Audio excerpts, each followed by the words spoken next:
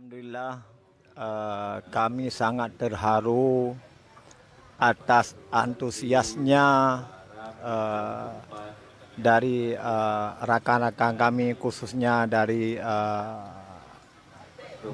pengangkutan becak yang telah berupaya menggalang dana donasi untuk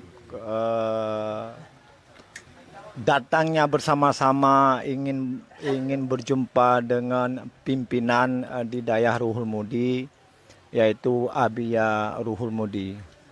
Ya, saya sekali lagi mengucapkan terima kasih selaku saya ketua BMU di Aceh Tengah. Hanya ini saja yang dapat saya sampaikan.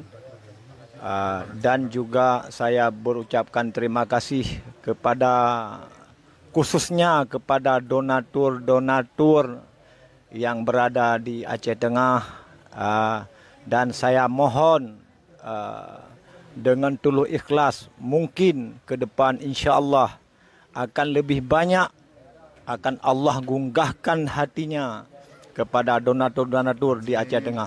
Amin ya rabbal alamin. Hanya ini yang dapat saya sampaikan. Wabillahi taufik wal hidayah. Assalamualaikum warahmatullahi wabarakatuh.